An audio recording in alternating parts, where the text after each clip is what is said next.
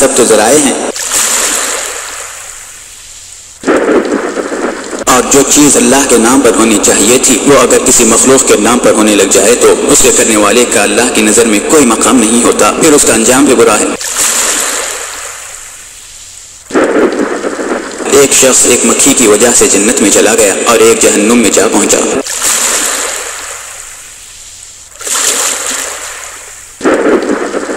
اور بات اللہ کا نام لے کر کرنے ہی کی نہیں ہے، بات اللہ کے لیے کرنے کی ہے۔ جب اللہ کے لیے کیا جا رہا ہو تو اللہ کا نام بھی لیا جاتا ہے، اور انسان کسی بت یا کسی جن کے لیے کرے اور نام بسم اللہ اللہ اکبر اللہ کا نام لے کر کرے تو وہ تب بھی اس بت یا اس جن کے لیے ہی ہوا، اللہ کے لیے نہیں ہوا۔ کیوں نام لینا کافی نہیں ہوتا، نیت دیکھی جاتی ہے کہ کس کے لیے کیا جا رہا ہے۔ یہی دو باتیں توحید اور شرک ہے۔ توحید جنت کا راستہ ہے، شرک جہنم کی راہ ہے۔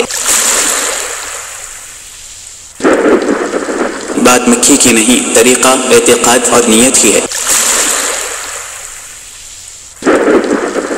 ایک طرف اللہ کی ذات ہے جس کے ہم بندے ہیں، جو ہمارا معبود برحق ہے، اس کے سوا کوئی معبود نہیں اور اس کا کوئی شریک نہیں، جو جنت کی طرف بلاتا ہے، جس نے قرآن نازل کیا ہے، جو بندوں کی خیر و بھلائی چاہتا ہے، فرما برداری کرنے پر جنت سے، نعمتوں سے، رحمتوں سے، برکتوں سے نوازتا ہے، اور نافرمانی کرنے پر سزا دیتا ہے، پھر معاف کر دیتا ہے۔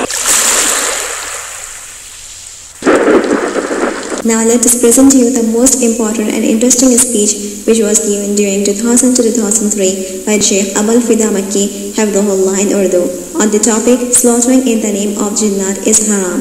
Jinnat کے لیے ذبح کرنا حرام ہے۔